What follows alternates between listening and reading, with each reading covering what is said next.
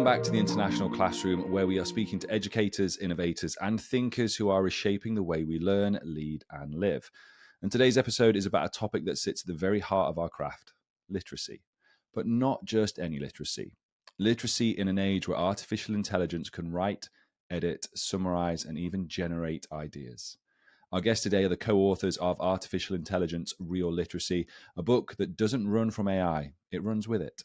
In their view, AI isn't the end of critical thinking, creativity, or communication. It's a spark, a partner, a challenge to be embraced rather than feared. Mr. Paul Matthews, welcome back to the International Classroom podcast. For those people who maybe didn't catch your episode originally, tell us, whereabouts in the world are you? Sure, Alex. Well, look, thank you so much for having me back. I'm down in Tasmania, Australia. So that's right at the very southern tip of Australia. We like to consider ourselves perhaps the Texas of Australia. We've got sort of our own flavour, our own unique identity. And so, yeah, I'm a very proud Tasmanian. I love this place down here. Yeah, and I teach at a local school. It's only a couple of Ks from my house, Calvin Christian School. And I got to tell you, very happy with my school, very happy with my geography. Let me tell you that. Joined by Jason Gulya, all the way on the other side of the world. Jason, for people who have maybe potentially not come across your work, be it on LinkedIn, social media, or on any other platform, just do us the honor of introducing yourselves, please.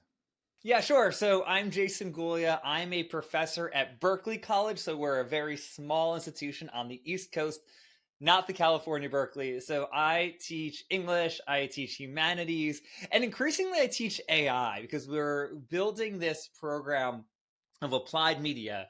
And we might change the name, but that's what it is right now. And really, so a lot of what I do is try to figure out how AI fits into our college and into that program specifically, because it is sort of embedded in the curriculum of that program.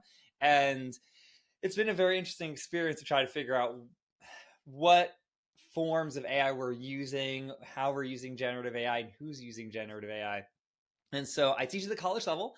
And the other thing that I do is I work with a lot of different colleges and universities. I speak and I consult. And the big question here is, how can colleges and universities adapt? And there's a lot of different ways that they're doing this or not doing this. And that's a big sector too. And one of the things that's so interesting for me is just seeing the different approaches if there isn't an approach. And sometimes you go and you talk to a college and they actually don't have one yet or haven't even really started to create one, which is sort of crazy to me because at least ChatGPT has been with us for about 2.5 years now, something like that. I have to do the math, but for a while. And so, yeah, that's what I do. So I teach the college level and anything with the writing and the humanities and AI, powered communication, things like that. That's what I teach. And I work with more and more colleges and universities. At this point, all across the world, which kind of blows my mind that I'm able to, especially virtually, work with colleges in different countries. And they're so different in terms of how they operate. But there's got to be a backstory here because I'm in Dubai. Obviously, you're all the way over there in Australia. Jason is all the way over there in New York. Tell us, how did you two get together and collaborate on this book? It's a really good question, actually, Alex, because what happened is I started writing on LinkedIn every day. And I got to tell you, you're really good at that. There's other people who I see in the education space who are good at putting ideas out there. I actually think, just between us, I think every teacher should write on LinkedIn. It's a fascinating way to grow your professional network, to articulate your own ideas in a clear and compelling way. And actually, that trickles down into the way you communicate in the classroom too. So I decided I'm going to write on LinkedIn every day because it's going to help me in my thinking. It's going to help me meet people, and it's going to trickle down into more clear conversation and communication in the classroom. And when you do that, of course, you do get to meet great people, and you start to see, oh, okay, so there are a few of us here who are thinking along similar lines. With anything as complex as artificial intelligence and education, there's going to be a multiplicity of views, and some will align or resonate more closely than others with sort of where you're at. And I certainly found, as I was talking with Jason and as we were interacting nearly every day on LinkedIn, I thought, well, now here is a guy who shares not just my values around artificial intelligence, but my vision for what it could mean. As you said in the intro, not that it replaces human creativity. Perhaps it can be used as a tool to enhance it. And they're not just creativity and critical thinking, but basic skills as well, like literacy, like reading and writing and spelling and these kind of things. So long story short, we had a shared vision and shared values. And so I reached out and said, hey, Jason, I got this project. I think you'd be a great fit. And he responded nearly instantly. And he said, let's go for it. Let's do it. And I guess the rest is history. Completely almost on the other side of the world. And obviously what we're talking about here is the artificial intelligence, the real literacy, the book that you two have written together. And I'm interested because obviously Paul dived into sort of how this came about and what I'm effectively going to call the LinkedIn love story. But from your side, obviously you are working within colleges, within higher education, and Paul, much like myself, is within high school. How did your background in education and AI help to shape the lens through which you approached writing this book? Yeah, so basically, Paul reached out to me through LinkedIn, and we've engaged a lot on the platform. And one of the things that's so interesting to me is how similarly and different we think about literacy. And so obviously, so Paul, from that angle of the kind of high school space, right? So pre-college, some students are getting ready for college, some are just learning to read and write on their own. And then for me, in the actual college space, and one of the things that I thought was so interesting was how we could collaborate on something like this. And I think it was actually helpful to have the different experiences. As one of the, I think, misassumptions people have when they get into as students once they get to college is that they really have literacy figured out. They know how to read well, they know how to write well, and it's often not true. That actually a lot of the strategies in the book, like closed reading and sentence stems and all of that sort of stuff that we've been using to teach literacy for a while, actually are very applicable to the college space as well, because I have students who still struggle with some of those things and struggle with reading a challenging text and asking questions of it.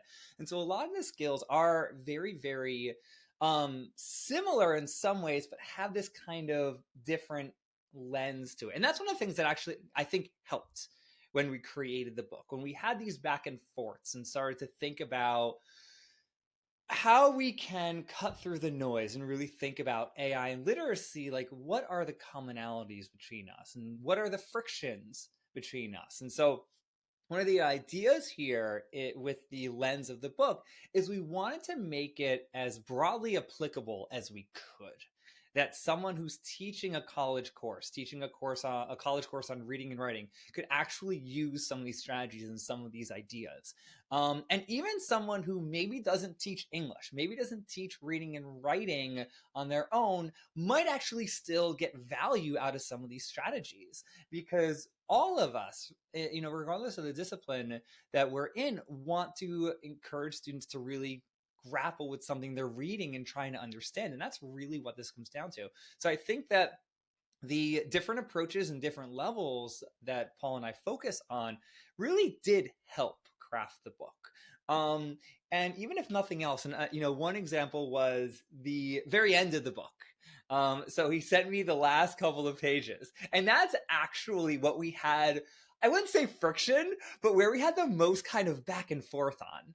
And I think it was actually helpful because he wrote a couple pages, then I wrote kind of a couple pages response, and I said, what about this? What about this framing?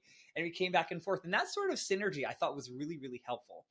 And that's sort of the really obvious one, but it does sort of encapsulate how we went about writing this book, to try to figure out, when we have these different points of friction, how can we start to synthesize them and create a book that hopefully in the end felt coherent and felt like we had this really core idea that people could use regardless of what they teach and what their level is. And that was really, really important to us. That yes, it is geared towards someone who's really thinking about literacy, but we try to be very honest with the book about what literacy is. Because, we do literacy in a giant L and a lowercase l, because in many ways, regardless of what you teach, you do have some skin in the game. You do have you should have an investment in teaching students to read and write and think. And so really for us, that's what literacy is. So trying to use the similarities and differences between Paul and I, where, as you mentioned, we're teaching in different countries, in very different contexts and in different levels. But I think that's part of the point, because it allows for that collaboration, allows us to actually push beyond the niche a little bit and try to think about how this is something we can all really have pretty nuanced conversations about. When talking about that, I'm going to dive into the book because obviously one of the core ideas that we talk about in there is framing AI not as a threat, but as a literacy partner. And for the listeners, for the viewers out there, can you just help explain how that would work practically? Absolutely. And the big vision for artificial intelligence in this book, we say the teacher is the expert. Now, I think as a teacher, you'll agree, many teachers will agree, but in the educational discourse, a lot of people are going on about artificial intelligence replacing teachers. Well, thankfully, nothing could be further from the truth. Actually, we have a vision that I think is actually quite compelling to educators, even those who perhaps presently are a little AI hesitant. Our vision in the book is for AI, we call it AI for better basics. What does that mean? It just means let's use artificial intelligence to do the basics of education better. I find as I consult with schools on their progress with AI and how they're navigating that as a whole school community, a lot of teachers are quite nervous about AI, Alex, because they think they have to use new technology to do new things. And so they're sitting there on their big stockpile of lessons and pedagogical techniques and assessments that they've been doing for 30 years. And they go, well, do I have to give this up? Like, do I have to strip myself of my educational personality and use this new tech to do new things? And what we're saying is actually, no, you don't. You can lean into what you already know. You can lean into the things you've already been doing.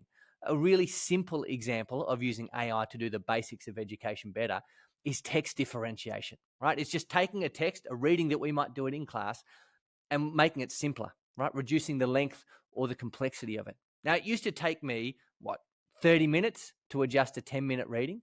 Now, because I've been doing it for a while, it might take me 30 seconds. What does that mean? I can tailor the length and complexity of my text to my varied classrooms more often. That means I'm welcoming more learners into the learning than I was ever able to before artificial intelligence. So far from replacing me, it's actually making me more effective than ever and giving me a bigger impact with my learners, because it's amazing what you can get done as a student if you can actually read the reading the teacher's asking you to have a look at. Yeah. And unpacking some of the core ideas from the book, one of the ones we want to address really is that the biggest myths about AI, and especially regarding AI and writing. So from that side, what is probably, you might have a few, but what are some of the myths that you hope to dispel about writing and AI? Yeah, and one of the things that's been so interesting to me over the last couple of years is if you wanted to move into a space that was really divided on AI, go into English departments in the US. Like, that is such a weird space to be in. So I teach at a very small college. We have like probably 7 or so full-time professors in the English department. And we have me, and I have my own investments in using this technology. Then we have probably about 3 faculty members who straight up ban it. It is not allowed in the class. No one is allowed to touch it. If they find out you used it, they will come after you. There's actually that sort of a language built into it. And then others are sort of in the middle. So we have, these English departments that can be very, very divisive. And one of the things that I try to do is I try to have very open conversations. And one of the reasons I do that is because it allows these myths to come out. And sometimes I push against them, sometimes I complicate them. The big myth is that AI automatically kills writing. That is something that is really, really entrenched in a lot of departments, that there isn't a way to have AI and a value in writing next to each other. And that's just something that I think really needs to be complicated.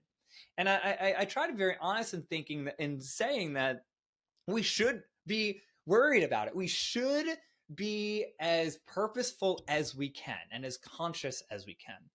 And, really talk to students about what they're offloading. But I do not think this is the death of writing. I think that the real push of this technology is being able to rethink and revisit how we teach writing. Maybe this is the real push we need right now that our backs are against the wall a little bit, to really think about, should our students be writing 5-paragraph essays? And you'd be surprised how many, even at the college level, how many professors teach their students to write 5-paragraph essays. So that's sort of easy format. plug and play, which I've never taught. And I thought didn't actually exist all that much until I started to talk to more and more people and I started to learn that.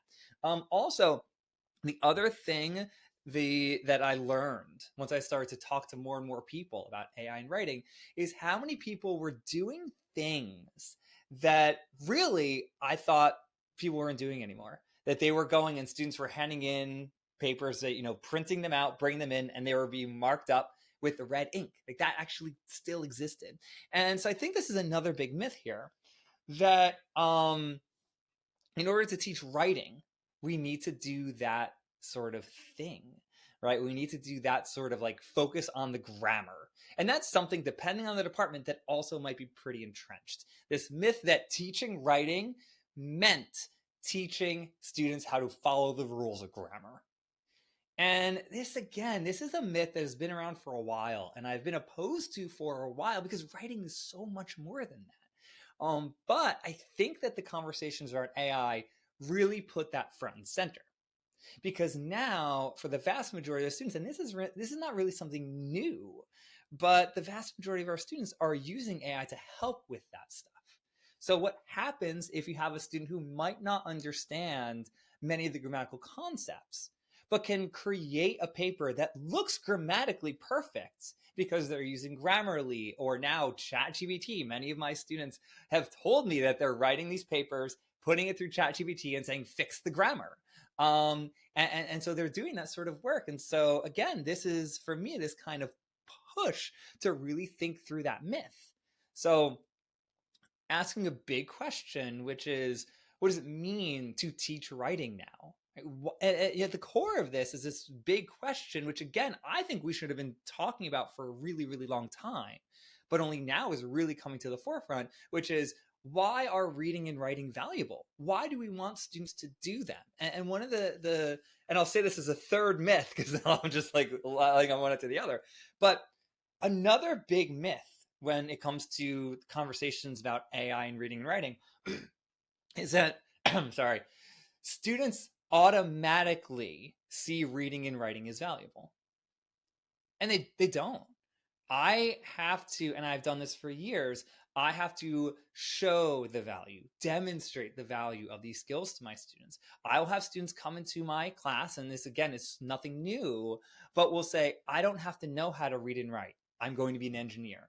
I don't have to learn how to read and write. I'm going to do blank. And that is very much a real thing. And being able to say, one way to adapt to this world of AI and the challenges that it represents is showing the value of these activities, right? Why is it important to write something, even if you could hand it off to an AI?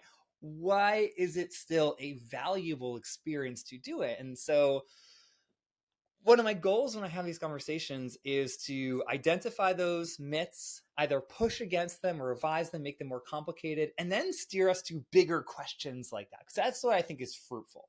That if we use these myths as a launching off point, as a jumping off point for those conversations, then we can think about why we're here, why we're educating, and what we want our students to value. And that is a much more productive conversation to me than something like, how do you keep AI out of the classroom? There's something in there I'm going to pick out just really about fear. And I want to frame that really into more about failure. I've got kind of a few scenarios as we go through, some challenging questions for you. But one of the things in my own reading that I kind of have found useful is about embracing failure. I think a lot more educators now are starting to talk about embracing failure. And one of the industries that's pivoted over the last few years is the aviation industry, and how the aviation industry have pivoted to embrace and learn from failure. And I'm using that as my example because I'm interested from your side, what mistakes around literacy and AI adoption would we be learning from right now if we embraced failure? That's a good question. Look, I think the big thing we want to wrap our heads around, and this is a quote that often it gets attributed to 700 different people and often ends up just trickling down to Winston Churchill, as most quotes do. But I think it was Tim Ferriss, Alex, who said, many a false step was made from standing still. And so one of the big things I encourage educators to do is, look, it doesn't matter if you're not a tech person.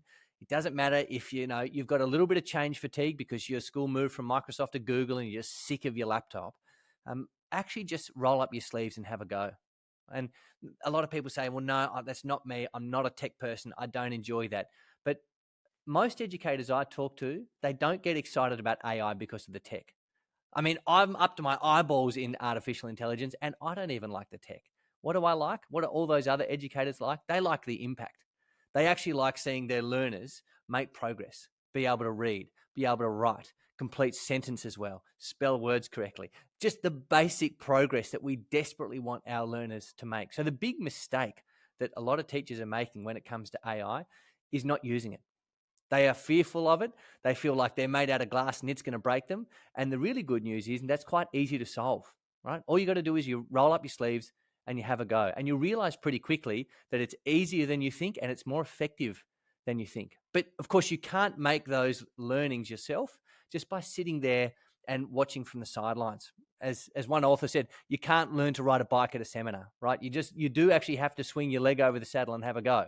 And so I would say the big mistake I see people making is just not being willing to have a go, not being willing to learn. And if you allow me this brief parentheses, Alex, it's interesting, isn't it? Because what do we expect our students to do every single time they walk into our classroom? We expect them to learn, don't we? We expect that's why we call them learners, right? We expect them to confront the limit of their own knowledge and to bravely and courageously push past that. Whenever they say something like, oh, sir, I can't write an essay. Oh, sir, I'm never any good at maths. We say, well, you can get better. Everything is a skill that can be learned and you're a learner. You can do it. Believe in yourself. But I wonder what we're modeling then if we turn around as educators and go, I'm not a tech person. AI is not for me. I'm not an early adopter. Well, it's exactly that same attitude that we're trying to dissuade out of our students. And that's why I think AI actually gives us a really good opportunity as educators because it allows us to lead as a learner, to lead with learning, to show our students what it's like to courageously own up to the fact that you might not have all the answers, but you're going to explore it. You're going to do it with courage, and you're going to do it with an eye to seeing the benefits flow onto other people. It's exactly what we want our learners to do. And so I think it's a great opportunity for us as educators to model that ourselves. Yeah, so I think there are several. So the big thing is learning from attempt. So, and I've seen this a lot, that some educators and some colleges seem to go not necessarily all in on something, but seem to have a single way of doing it. So the big extreme version of this is banning it, right? And just feeling like, oh, you can keep doing what you're doing. We're going to ban that technology. And one of the things that I think has become increasingly clear to us over the last couple of years is that that might not be a viable option, especially at the college level. And so I'm going into a room assuming that the vast majority of my students are using AI in some way.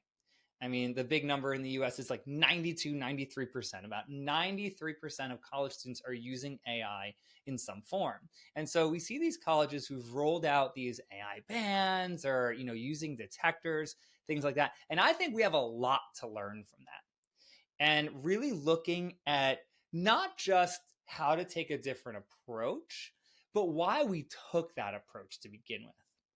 And that's sort of a hard question. So I do not use AI detectors. I think that, well, I have not been convinced that they're that useful. I think that they really push against the culture of trust I'm trying to create.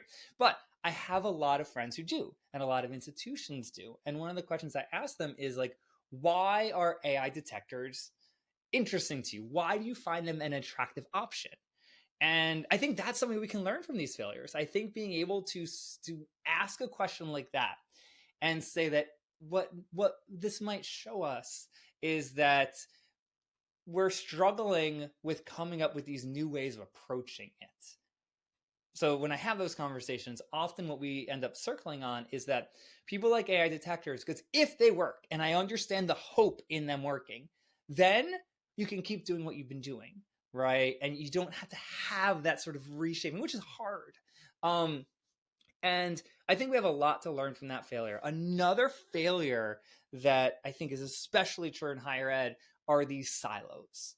And these they're so entrenched in college culture. And when people started to think about AI and what to do, everyone had their cliques. That you had the people in writing thinking about this is how we're going to do it. And then the people in math saying this is how we're going to do it. And they kept it in these kind of comfortable boxes. And again, I think there are reasons why we do this. I think it's sort of comforting and comfortable for us. But we have a lot to learn from that. I think one of the best things we can do, and this is not limited to AI, this is just thinking about education, is to get outside of those silos, to get outside of those boxes. Because I think that the more collaborative we are with coming up with solutions for, the problems that are coming about, or even, thinking about what we can get from this technology, what we can gain from this technology, I think the more collaborative we are, the easier it's going to be. So here's an interesting dilemma for you. Obviously, based on some of in the past couple of weeks and couple of months, obviously we've seen new developments take place within AI. One of them being about obviously this creative writing. So what if the best writing teacher in a school is an AI chatbot? Do we embrace it or do we resist it? That's a very good question. At the moment, I'd say I'm certainly yet to see that. It's funny that Sam Altman shared, I've got this fantastic short story that AI whipped up, and I teach English. It was pretty mediocre, right? It might have got a B, at a stretch, a B plus. So I go, well, it's not there, but that doesn't mean it won't be there. I mean, haven't we just had, if we look over the last 2 years, a long series of going, AI can't do that, and then it can do that. So we do need to think about it. I think one of the things that we've said in education for so long is that students don't care how much you know until they know how much you care. There's a deep pastoral element that attends rich teaching and learning. And so I think perhaps you could have a really well-versed AI tutor out there, and it knows the classics and the canon, and it has a good understanding of how literacy is formed. But I think there's going to be an element of humanity that is missing that is crucial for learning. Students are not just brains on sticks. So their education will need to be much more than information. Right? If we were just brains, perhaps we could be taught with just information. But we're made up of sort of heart, our feelings and emotions, of mind and strength, where there's a physicality to us, where what we might call we're incarnated people, we're whole, infleshed people. And I think it will always be a very human endeavor, education. I don't think you'll ever be able to teach humans without humans. All that to say. So I think, however, once we do have that human connection, we have a human teaching a human, I think there is some scope to actually use AI wisely. It can give eye-wateringly good feedback, rapid fire. I've got 25 learners in my class, Alex. If I want to give each of them a minute's worth of feedback, I might get around 1.5 times before the period ends. Well, if I can set them up with a GPT that I know works well, that I've tested rigorously, and it's going to give them feedback on forming a thesis statement, well, hey, maybe I'm going to use that, because actually it's not about me being the star of the show. It's about my learners getting good feedback. And if AI can do that, well, personally, I'm all for it. Want to use it in some form. So if we actually do have evidence that it is a better teacher of writing, that gets students to engage with their writing process more, walk them along, I think we should find a way to incorporate it and implement it. Now, if we do that, I think it's a matter of figuring out how it actually fits in. And this is something that I think you'd constantly have to reassess, right? And talk to the students and think about, if you have that AI bot, is it really good at encouraging the writing process? Or is it really good at creating the best writing products? That's one big question I think you have to ask. And looking at it, and that's where I think you can find this synergy. So for me, in a perfect world, in the ideal scenario, you will have human and AI really working together, right, and augmenting each other. And so if you have that AI bot that say, yes, teaches creative writing better than a human could, is trying to figure out how that works with the human condition, with the human connection, right? Can you find ways, and this is just experimenting, right? And you have something like this, especially at the college level, what sort of writing is being taught? Are there ways to make that writing even better by having human part of the process and AI part of the process? And that's where I think it's really interesting. That's when I think, with an exercise like that, which isn't really an exercise, is a very real possibility, then how do you teach writing in a way that shows writing as, in many ways, a fundamentally human thing? And that's where it gets so paradoxical so fast when you have AI bots teaching something that is so embedded in our humanity. And, so I think asking those questions about what the AI is doing and is that what you want it to do? And then also trying to find ways to focus on the humanness of it all. And that there are ways to do that. It's about reflection. It's about really thinking about what happens when we're learning how to, say, write something creatively through engaging with an AI bot. But the, very utilitarian part of me wants to say, I don't want to just lose that bot. Like, if it actually is a better teacher, I don't want to just push it aside and say, no, go hang out in your box. We're going to pretend like you don't exist. I don't want to do that, because that doesn't really help the student as well. I want to help the students improve as much as possible, but also have that human connection in there. So for me, it's going to be sort of like a synergy of the two if you possibly can. But I'd like to not just ignore that chatbot if we can come up with another way of approaching it. I agree. Because you mentioned something there about the human element, and there are, it's rhetoric we see coming out within the news as well, but the role that the teacher plays in an AI assisted literacy environment, if we're going to start in trying to incorporate more AI into our teaching environment, then the role of the teacher, does it change? Like, how do we see that developing over the next months, years? Like, what's your idea behind it? Look, as I look into my crystal ball, Alex, and it's going to seem like I'm changing the topic, but I'm not. See, my wife, she used to work for a politician in Australia, and one of the things she did was she was a speech writer. And when that politician got into the upper house of the Australian Parliament and gave his speeches, interestingly enough, no one ever ripped into him because he didn't write his own work. In fact, it was pretty much a given that he's not writing his own speeches. He's got a lot of other things to do, very high level things. And actually writing the copy, the first draft of his speeches, that would actually be a poor allocation of resources. So it was well accepted, just like it's been well accepted that lawyers use paralegals and that nurses have orderlies. We have good categories for these sorts of roles. Now, in education, there has just unfortunately never been enough money for teachers to have personal assistants. There just hasn't been.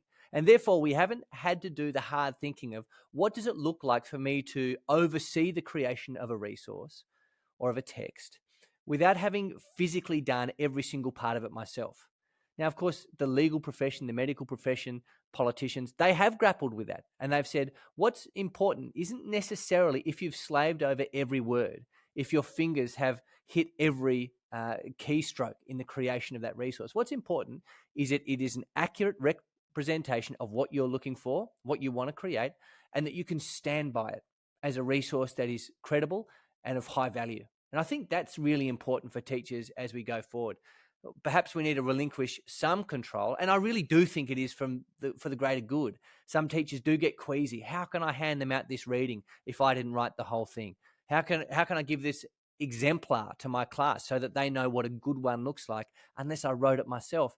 I say, actually, I don't think our core business is resource creation. I think our core business is student learning. So if we can use AI to that end, but still make sure we're using all the things that we have that AI doesn't, then I think we stand the best chance of using AI wisely. Let's remember, we've got knowledge of our learners, knowledge of our content, knowledge of our curriculum, knowledge of our school context that the AI just doesn't have. And that's why we need to use it as a tool where we are the executive. And just as a brief aside, Alex, that's why I'm not wild about the name Copilot for AI, because I don't like the idea of a second steering wheel in my classroom. I have the steering wheel. I don't like necessarily the idea of magic being involved either, if I'm honest, because I think magic is probably one of the worst metaphors you can use for what artificial intelligence can do. Artificial intelligence should be our aid. It's not there to replace us. It's there to help us, but we remain in control. We have the steering wheel. we're the executive in that relationship, and it's able to help us do some of the heavy lifting on the administration side. So that's my personal philosophy. And what I'm interested in here as we move towards this is about sort of the future provocations. And obviously the book's going to address some of those, but from your side, I'm interested in what we're going to call the invisible assumption. So I'm interested in what or is one invisible assumption that we're making about literacy right now that AI could help us rethink entirely? I think the big invisible assumption is there's one way to build it. That even for faculty who've really thought a lot about the value of reading and writing, how to demonstrate it, how to show it, how to encourage students with it, there is still this invisible assumption that there is a one size fits all model. And I would take college classes, and these are still very much around, that you would have a student say read something out loud in class, and you would ask them questions as they read, right? They'd get a sentence in, you say, all right, what do you think about blank? And you ask them reading comprehension questions. And like the assumption is like that boosts literacy, which yes, for some students it might, and for others it might not. And this is one of the things that, and Paul really worked through this part of the book really nicely, thinking about differentiation, thinking about using AI to actually scale it, right? And actually build better learning scaffolds. And that's what I think happens when you take that invisible assumption, which is that everyone learns to read and write in the same way, which is just not true. It's not based off of what we've seen and what we know from the research. And from there, moving past that invisible assumption and saying, well, how can we start to scaffold reading in a scalable way? Because, if you're a college professor and teaching 4 to 5 classes, you might have, 200 students. Like, how can you start to do that? And I think that it was sort of impractical, but using these tools in a certain way, you might have ways to start building that. I think that's going to get better as we get more and more solutions built off this technology. But that's the big invisible assumption I see constantly, that everyone learns like we learned, right? That I go into a room and I assume, all right, I'm going to teach college students how to read. Well, this is how I did it. So therefore, everyone's going to do the same thing. And it's just not based off of the evidence. The invisible assumption, and whether it's expressed openly, which would probably be rare, but probably more often implied tacitly, is that there is such a thing as an average learner. So I'm teaching year 9. One of the invisible assumptions I might have, Alex, is that there's an average year 9 learner. And then when I open up my year 9 textbook, you beauty, this will do well because I've got a whole class of average year 9 learners, and they'll take the textbook that's made for the average year 9 learner. In reality, what do we know deep down inside as educators? There's no such thing as an average year 9 student. And in fact, after COVID, what do we see? The learning gap in our classroom blew out. That's because some students had the best year of study they've ever had in their life, and other students sat around and picked a scab for a year and didn't really do anything. And so you've got some people now, you've got classes with 3 or 4 years worth of learning gap in that classroom. Now, what does AI help us do there? Well, I like to sometimes describe AI as a differentiation tool. Sure, you can use it to do anything. You can use it to create a recipe or a travel plan or write a sonnet about your dog. But how am I going to choose to think about it and explain it? Well, as a differentiation tool, as a way of offering what I like to call pedagogical hospitality, welcoming more learners into more learning more often. And we do this already with food, right? And that's where that hospitality idea comes from. Oh, our school is egg-free. It's nut-free. You've got to be careful with latex. We understand the needs of different people, and we make accommodations to them because we understand it's important for them to be safe. Well, now I hope AI takes us to a place where we understand the different learning needs of people really clearly, and we're able to offer them differentiated, tailored, individualized, personalized learning. That's a big hope. And that's now no longer just in the realm of the future, one day, maybe, wouldn't it be nice? Actually, with some simple training in the principles and practices of AI, that's actually within the reach of every single teacher. And so what that might do then, in answer to your question about our sort of invisible assumption, is that, well, it might actually force us to re-examine that, to look at perhaps tailoring, personalizing our learning more, because we can, because it's actually possible. Because if we spent too long before AI was around, if we spent too long thinking about the multiplicity of different needs in our classroom, it would only serve to make us frustrated. I know a lot of teachers are very caring, empathic people. And so it actually ruined them. It really hurt them to think about the different needs, because they then were placed in the impossible situation, Alex, where they had to choose between student care and self-care. All right, I can tailor everything for my students, but it's going to take every evening, weekend, and holiday that I have.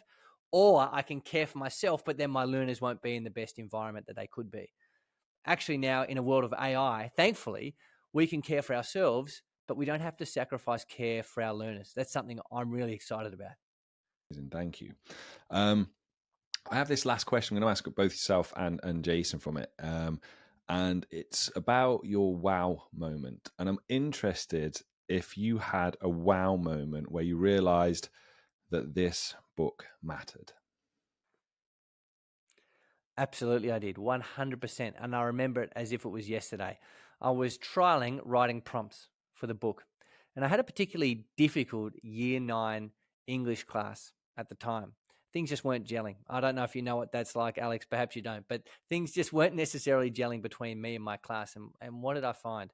Well, I was working on my differentiation prompt. I was trying to make this text that we were reading through simpler.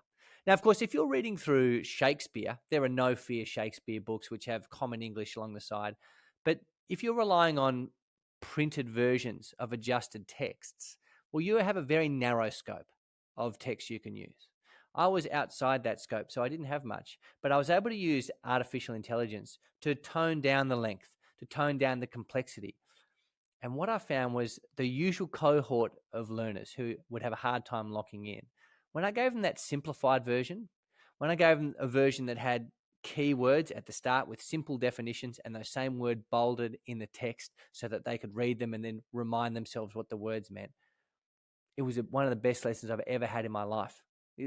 That class went from one of my worst to one of my best. And it wasn't that everyone had a huge moral change of heart. It was actually that I was able to give them what they needed to engage in the learning well. And that's when I thought, wow, I just hope many more people out there have exactly that experience, because it feels great for a teacher, but more importantly, it allows the learners to actually do what they're there to do, Alex. And that's something I'm really passionate about. I think my wow moment was one when I realized that in just talking to Paul, that there are so many shared things, so many shared. Because I think many of us, when we just sit there, we watch our students, we engage with them, and we start to silo ourselves. And so I think, the one wow moment was like, oh, other people are actually thinking about this, and other people are trying to figure out like how to move forward. And again, it's these set of questions cut across levels, they cut across countries. One of the things that continually blows my mind, I mean, right now we're talking in different parts of the world, is just how shared these conversations actually are. That, through LinkedIn and social media, it boggles my mind how many people I talk to from other countries.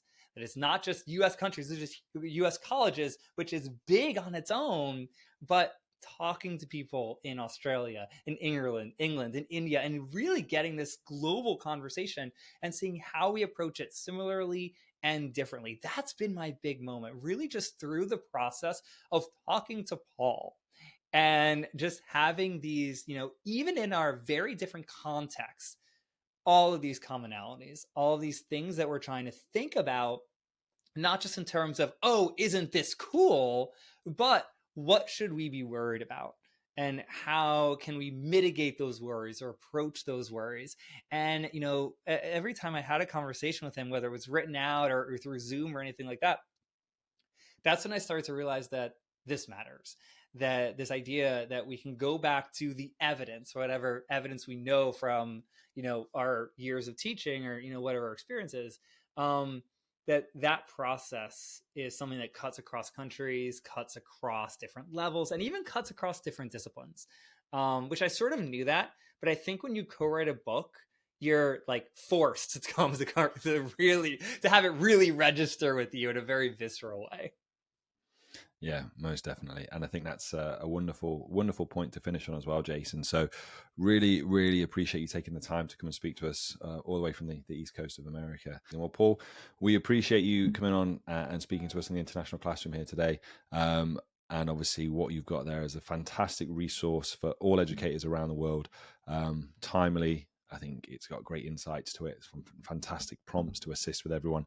And yeah, just want to say a massive, massive thank you and wish you all the best with the book and the rest of 2025. Thank you so much, Alex. It was a pleasure. And nice to talk to you again. Thank you, Alex. It's been a treat talking with you, and I look forward to talking soon.